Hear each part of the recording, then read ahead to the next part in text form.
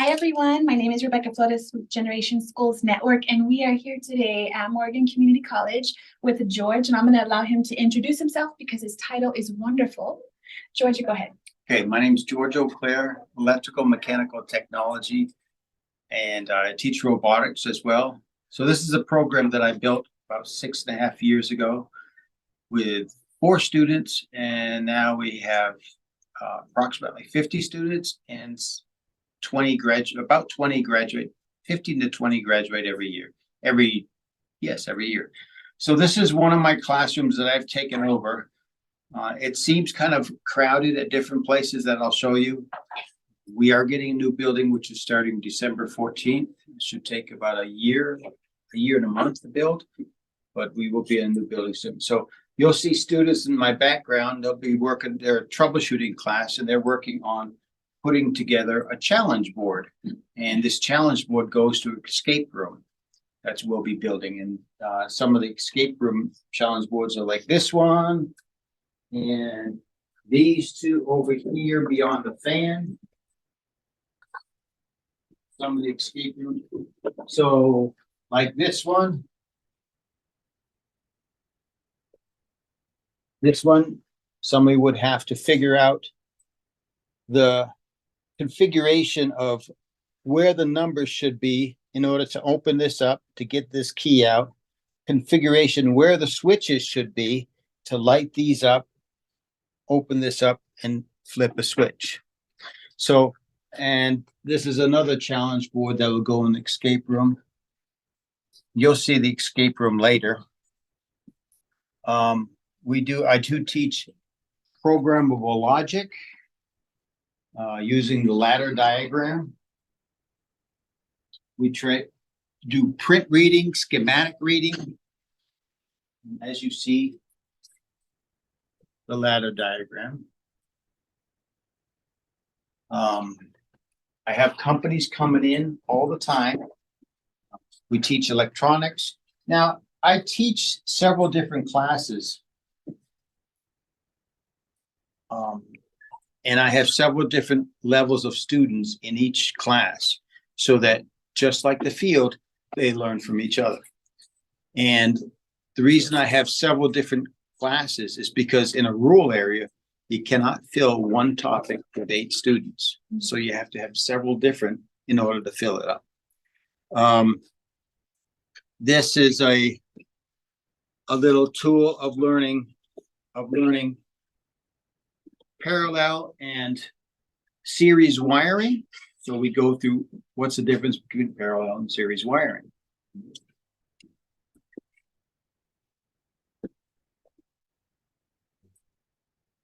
Over here, you can see we do a lot of soldering. We go through soldering and soldering boards and circuit boards. And you could see also that there are many companies that come here and speak to the students. And I have several people that work at several different companies. So right now we have, in the last 6.5 years, 100% placement in the field. So hope to keep it that way. But while the demand is there, it'll stay that way. We go over, as you see, this Ohm's law pie chart. You'll see other pie charts similar to that. And so we go over math, and that's a little bit of algebra, because that's an equation. So, and you can figure this algebra out in your head. How can I do that, you say? Well, okay, let's say you have a microwave that's a 1200 watt microwave, and it's labeled on the microwave. Everything is labeled. The electricity in the wall is 120 volts. In all the houses, all the buildings, 120 volts. Now, all you do is divide 1200 by 120. And I'm sure some of you are telling me the answer right now. What is the answer? 10.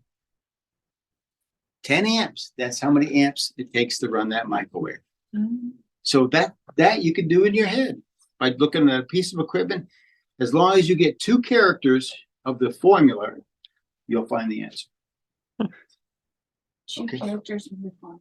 Mhm. So we'll go into the other part of the lab. We have two other sections part of the lab.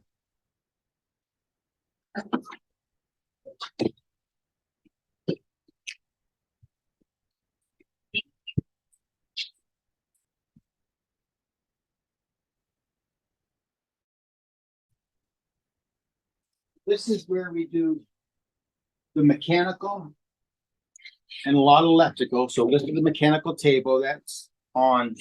The mechanical we do on one semester, which is typically in the spring. And right now we're doing, and we'll do instrumentation in the spring. But right now, at this time, we're doing troubleshooting and electronics, things that are located in the classroom. Grounding and bonding's coming up, wiring methods. We are putting together other parts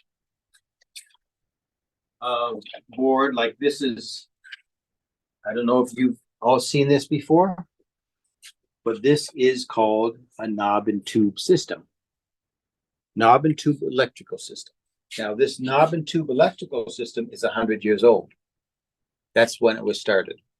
So I'll teach you about the knob and tube system back when it started and how we've changed today. And this will also be in a challenge. There's a troubleshooting motor control systems. I teach about safety, which is very important with motor control. Lockout, tag out. I teach you how not to get shocked.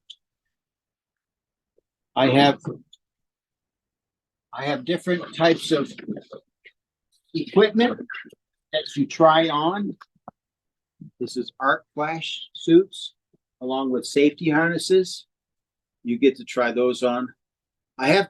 We use these more often with the internships. So I have two internships, one electrical internship, one mechanical internship, and then electronic internship. That's for the robotics. So that's 3 internships. These internships, they're able to get you to different places. Right here on the college, you work on equipment outside of this classroom. Right here, and then there are internships in different places as well. So any place that a person works, we can create an internship. The internship, what I look for an internship, soft skills. If they can do the soft skills at the employment, I can do the hard skills with them. I can do the technical skills with them. Okay, let's go over this way.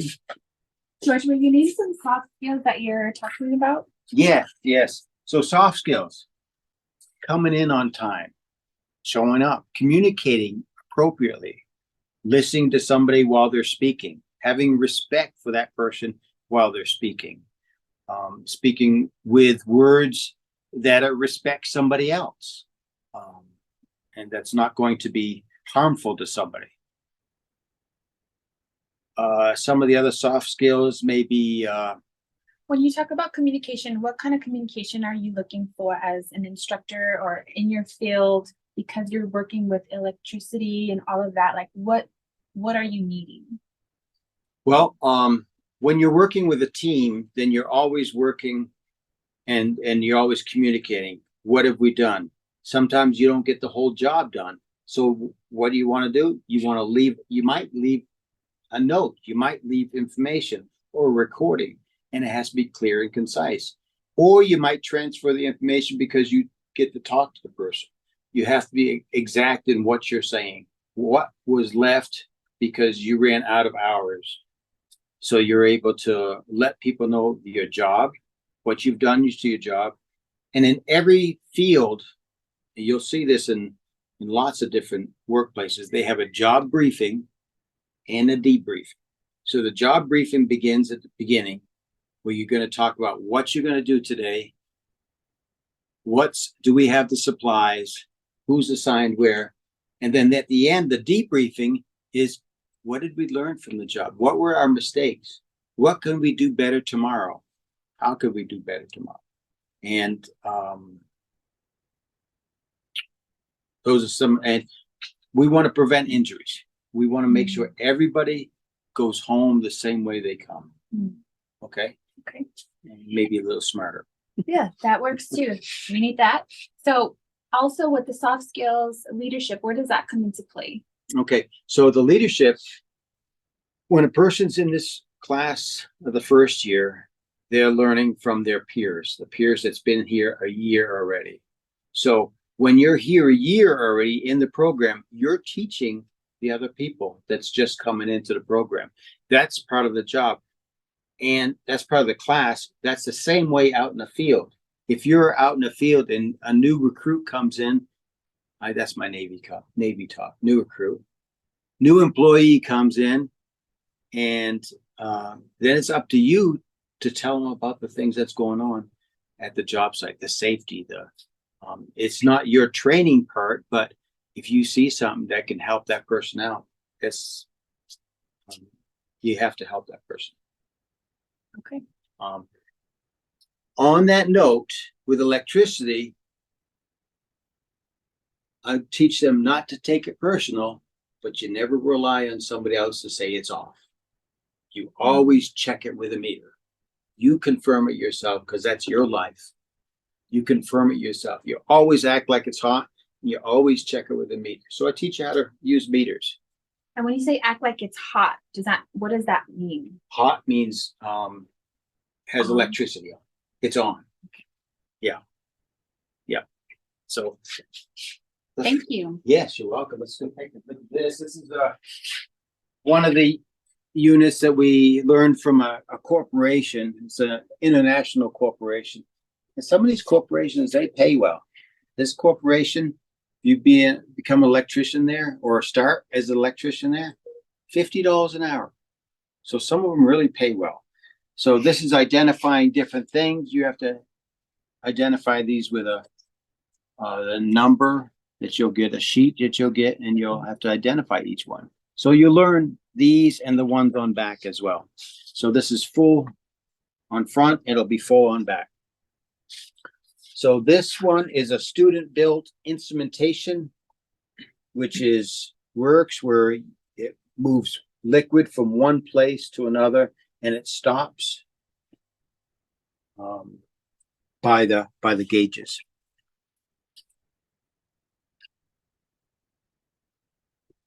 I have a mechanical class that I mentioned. And in the mechanical class, I bring lawnmowers in, I bring a car in, and we take apart the car and the lawnmowers to see how it works. We fix other items like air compressors. Right now, they are learning how a motor control, basic electricity, they're learning how a motor control circuit works for a motor.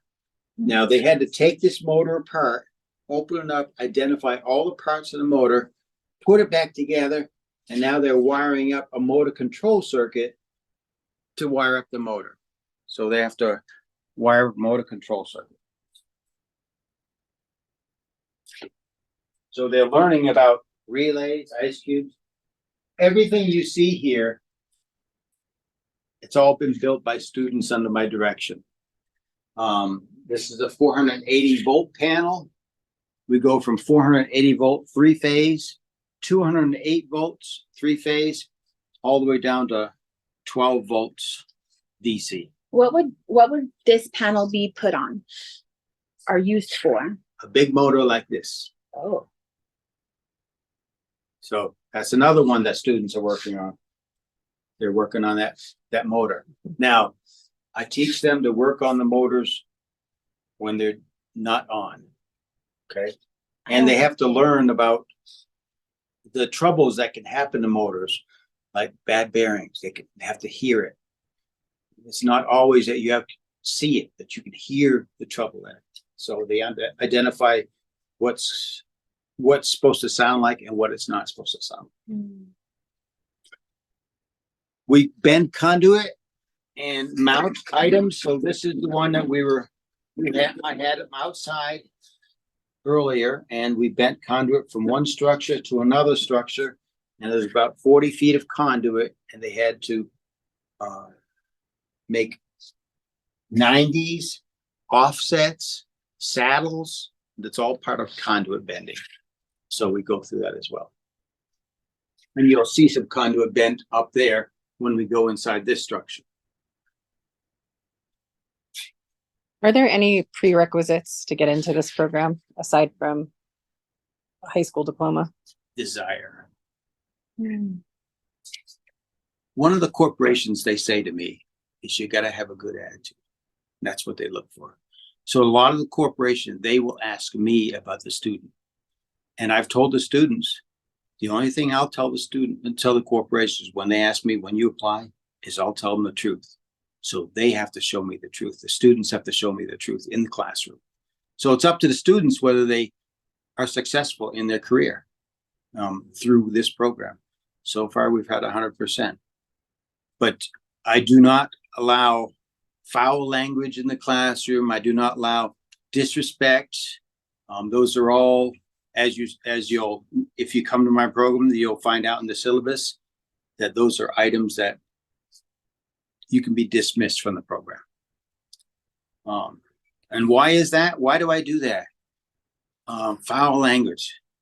Well, what customer wants to hear that from a vendor that's coming there to work at their house?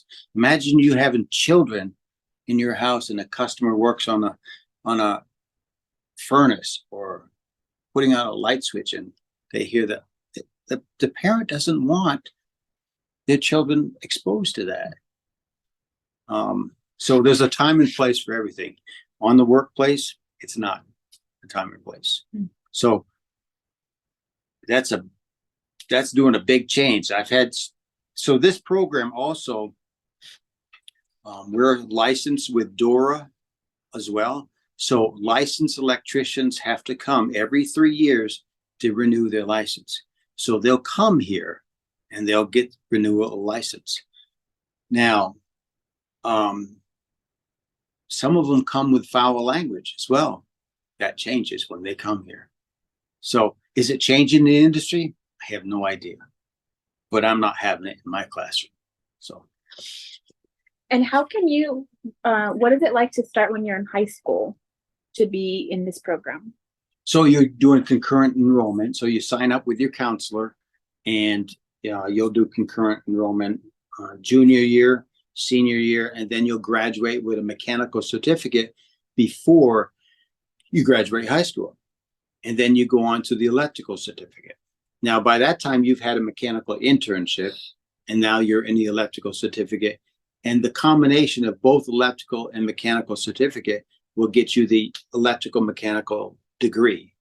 Now, the electrical mechanical degree that's when you'll get 2,000 hours towards your journeyman's license from the state of Colorado.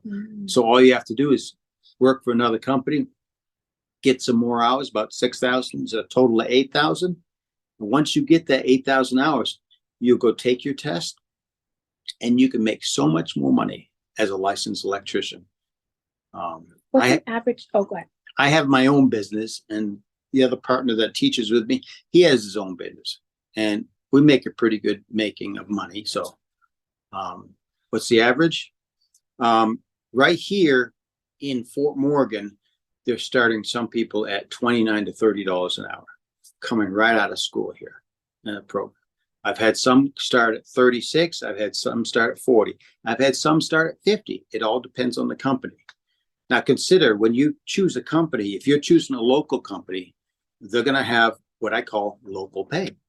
If you choose a state company, they're going to have state pay. It's going to be a little bit higher.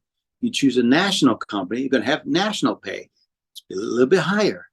If you choose an international company, it's going to be higher pay because you could be traveling different places to be international. So the highest paid that I've found is the international companies that go from nation to nation, but they also work here. You might have seen some of those trucks around, but anyway, those are the ones making the big bucks for hourly wage. Thank you. Yep. Will students learn applications for residential, commercial, and industrial? Yes. I lean on industrial, and the reason I lean on industrial is because once you know industrial, the others will follow. This is also a pre-apprenticeship program for linemen. So I was telling, last week we went to pole climbing with the city of Fort Morgan. We do that every fall. We go pole climbing, and the students loved it. One of the students he's actually an employee there now as a lineman, but we are a pre-apprenticeship program to the lineman program. So, we have a good partnership with them. Not only with the city of Fort Morgan, but with the other lineman schools in Nebraska and Colorado. They know my students, and they know about this program. So I've had several people go to lineman school, because there's a short lineman school after this, which is about 3 months to, it could be a year, depending on which lineman school you go to. Now, to understand, lineman is different than electrician, because there are 2 different pathways, but I had to set up many pathways for students. So, because this is a rural area. Instrumentation, another pathway that maybe ConocoPhillips may use, maybe Leprino or Cargill. They'll use power plants use instrumentation people. So instrumentation is like this. This is instrumentation. So there's many pathways that we have. Wastewater treatment plant, which is instrumentation. So somebody comes to this program can go many different pathways, not just residential, industrial, and commercial. They can go instrumentation, alignment. So lots of different, and I'm always learning about more pathways that's out there. Robotics, we're doing robotics. So that's another pathway that people could do. And even the big corporations around here, they use robotic arms, and we're seeing that more and more where they use robotic arms. Well, you need to know how to operate them, and you need to know a little bit how to work on them if you're going to be the tech for that. So this is one of my first units that I had students build. So this is from donated parts, and this is a 3-section place for a student to work on. So we use this for testing, but all these items have the motor controller, the relay, the disconnect. So they learn all about this. Now I come in with 208 volts, and we bring it down all the way to 24 volts DC. But this is right. Before we were able to use Perkins money, and that's the money for schooling. Before we were able to use Perkins money, I had to have the students build this, and we had to have some. So we built this out of another classroom, and then we started purchasing some. So, and as we grow, we're getting more equipment, because I guess that's how it works. You get established, and then you get more equipment. I have work studies that work for me. I have 4 work studies that work for me. That helps in their scholarships. So they'll be working, and sometimes that's what you'll see. They're working on items that I've asked them to work on. So watch your step, please. Everything I put, because we're in a small space, I put it on wheels, so I can do this. Now we are going to go right back here to this area. Now this area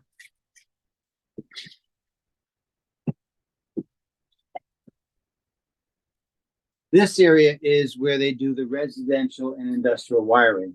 So in here, they'll do industrial wiring. You can see the conduit, see the panels.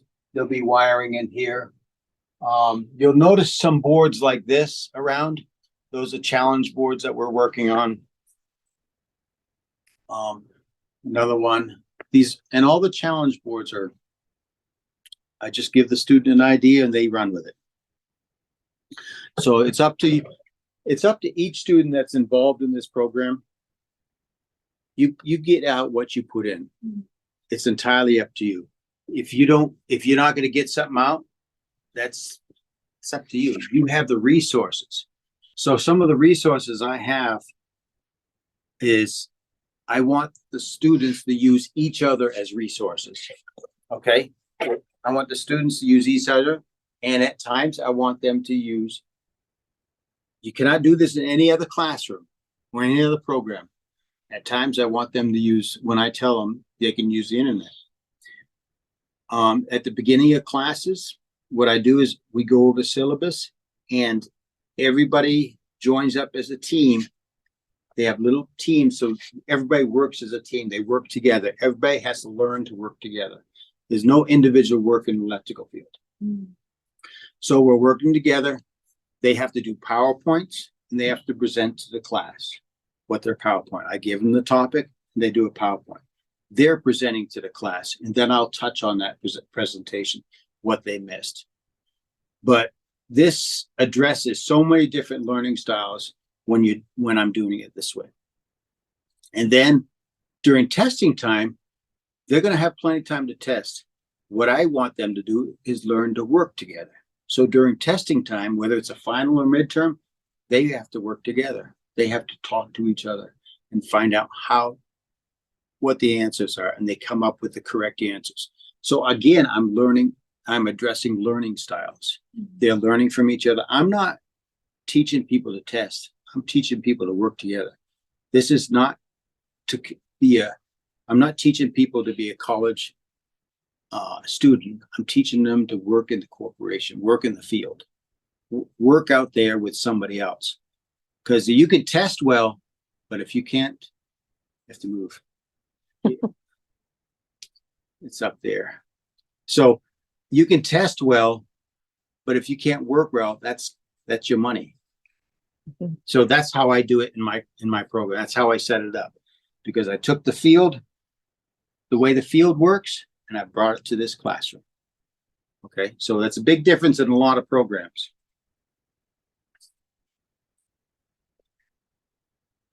So that teaches you to communicate well, teaches you all sorts of things when you're doing it that way. Respecting others. Yes. Learning from one another. Opinions. Teamwork. Yes. Yes. What about integrity, George? How do you feel about integrity in this field?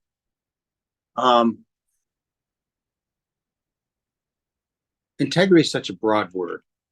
So I would say my view of integrity is being honest in all things that you do.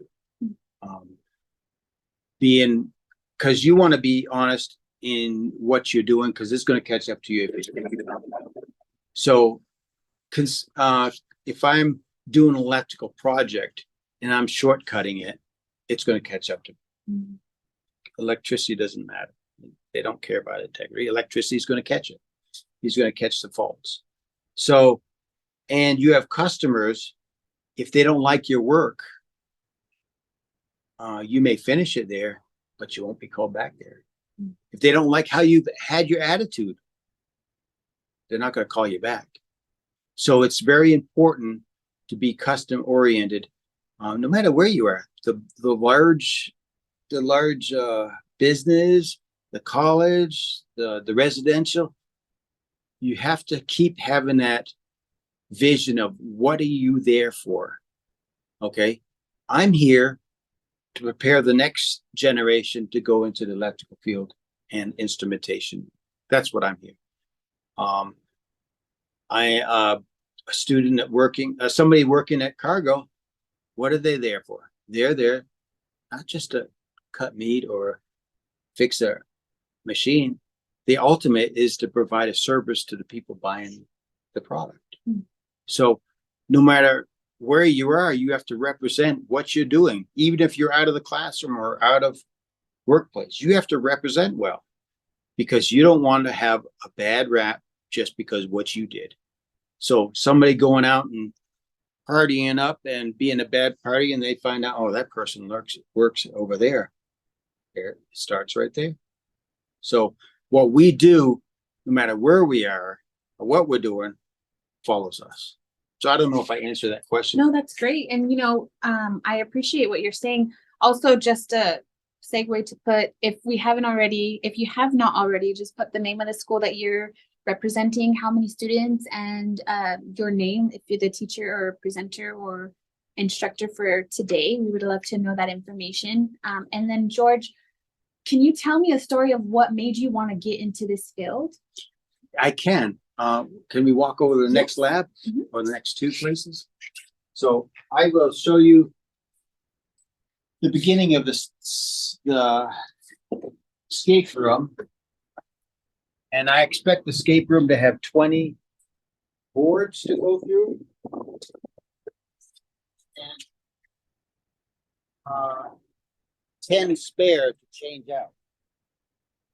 Everything you see, even the escape room, was all built by students. So the student has to do the work here, but they work together. And I've heard lots of students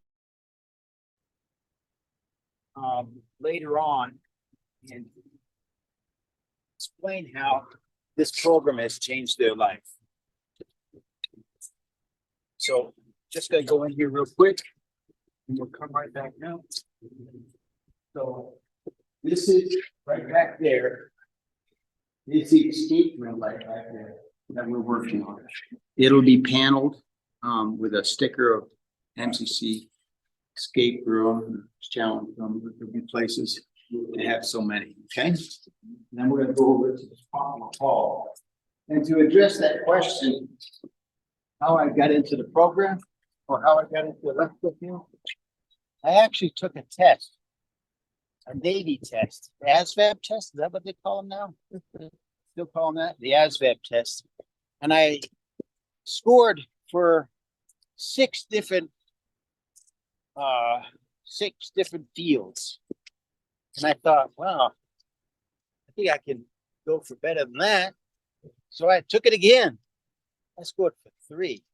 Ooh. I didn't do better than that. So it went round. So the options were electrician, ice seaman, that's an interior communication, and then torpedoesman mate. Well, I didn't think torpedoesman mate would be much good outside the Navy. So I decided not to do that. And my twin brother went into the Navy at the same time and took ice seaman, and I decided to go electrician. So that's how I decided to do it. But I went through the schooling of the Navy. We're going to walk all the way over there to that building. So I went to this schooling of the Navy and stayed electrical, got my license shortly after the Navy because the Navy is like an apprenticeship program. And then after that, I stayed doing electrical and I enjoyed it. Enjoy seeing something done. I think the best part of the electrical field that I like, well, I've done many. Marine electrician in the shipyard, lineman up in Wyoming. I was a lineman for a few years. I did industrial, commercial, and residential wiring. I was an instrument tech in Illinois. So I've done a lot of different electrical, wastewater treatment up in Illinois. But I think the best part I like is troubleshooting. Because, you know, I think we don't know it, but we all troubleshoot every day. And some of the troubles might be, where did I put my sock? You got to figure it out. Yeah. Or let's see, you're doing calculation right now. Have this much gas, get this many miles. I better stop your gas. You're doing algebra right now.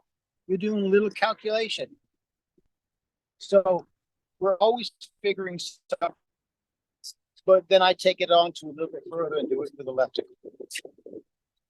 So, Do you have a favorite story that you can think of in the electrical? Your favorite story, something that sticks out to you, something that you hold dear to your heart?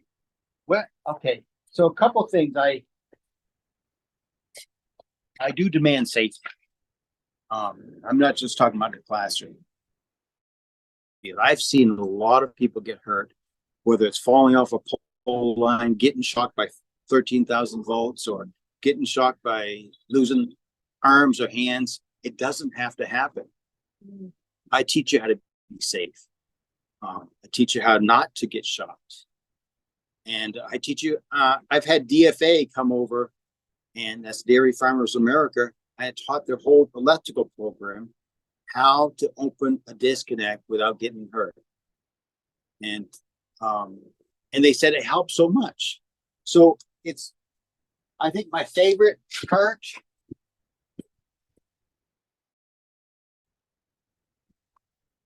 my twin brother has an electrical company as well in San Diego. I think that's one of my favorite parts, is working with him. I've worked on jobs with him, and I've had so many reactions with that. It's like, we don't look alike anymore. I mean, he's got the long hair, the beard. It's a little bit huskier than I am, but just having people come up to me and saying, "Do you remember this? What we were talking about, and about this motor?" Yeah. Okay. Yeah. Go talk to Eddie. This guy said this. Oh yeah, I know what's going on. Stuff like that. So it's not just an involvement of the job, but I think the job goes, you bring your family into the job, you bring your life into the job, you become part of the job. But you gotta love it. If you don't love your job, then you shouldn't be there. Because that's gonna be so much of your life anyway, right? Mm-hmm. Sometimes I think, I can't believe they pay me to do this stuff. Wow. I have fun in the lab, but it wasn't always that way. I've been fired from jobs, but firing is not always a bad thing. It's not always a bad thing. And I never think of it as a bad thing, because sometimes it's just you going a different direction than the others. Okay. So this is another part of the program. I have these heating and air conditioning units that we'll do. We do a little bit of, when you're in this program, we do a little bit of sweating pipe with the gases over there, the acetylene and oxygen. And when you're in this program, you have a semester of welding. So you have to weld for a semester as well. So you're learning, and these are the items that the corporations asked me to put into this program. Because when I started this program, or before I started the program, I walked around or drove around to the corporations and to the offices, and I asked what they needed. And they said, more tradesmen, more electrical, more mechanical. But we need this in a tradesman. We don't want to call 3 or 4 people out for one problem. We want to call one person out that has several of the ideas of how to fix it. So that's why it's designed this way, and in mind of the corporations. So they're the ones that help me design this. So you'll see several different items with troubleshooting with relays and relay controls, AC, DC, solar panels that we dive into. And we're always playing with something. So, and sometimes people bring things in, we fix it. Sometimes the college will say, like last week, they had a Halloween thing that couldn't work. They brought it in, said, "George, your students can fix this." And we fixed it and sent it back to them. So lots of different things. Any questions? Can you tell me what is one thing that you want the students to walk away with from? I mean, you went over so many amazing things. So tell me, what do you want the students to leave with knowing about this interview today, or this tour? You can, I guess, I want them to know that this program is here for you to make a better career, to make a good career, whether you're in school or whether you're not in school. Whether it's your parents that are looking for a new job, we take community members, we take high schools. I work with people that work full-time and they want to change a career. So they're working full-time and I work with their schedule. I am flexible. And high school students, I'm flexible with them as well. They get a sports event. I understand that. Life still goes on, but there's work that you'll have to do on the computer, whether you're here or not. And there's labs that you'll have to do as well. But like I'm teaching a student from Denver because this is the program. They worked with me for a summer or just a couple of days and they liked it. So now they want to go to school. So they're going to school here.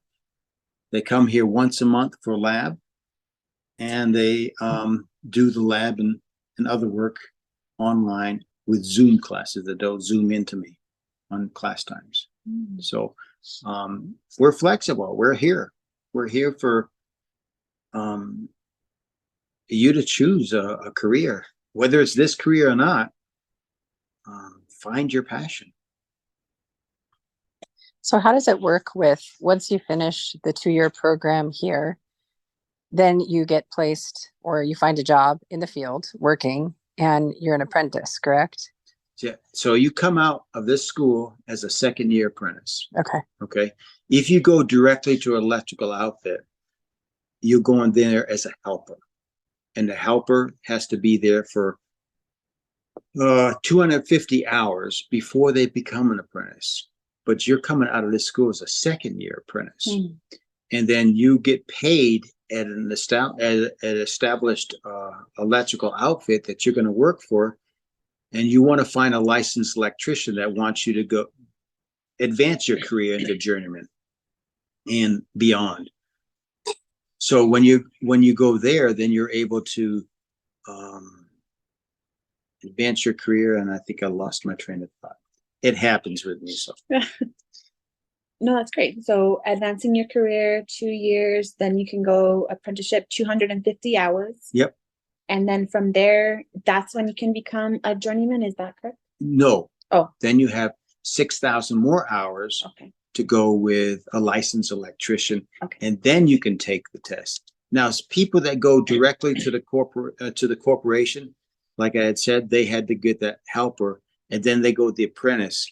But then they have to, before they take the test, they have to come to me anyway and get 288 classroom hours per the state of Colorado. State of Colorado will not allow you to take a test without those classroom hours. So it's more beneficial for you to come here. And like I said, the pathways, I've had students come to this program, and a couple girls I'll talk about. Julie, she came to this program and she ended up getting her degree and working as an electrical outfit for a little while. But now she's going to school for something different. She's going to school and paying her way through criminology. And another girl that went through my program, she ended up getting the mechanical certificate and she's doing psychology now.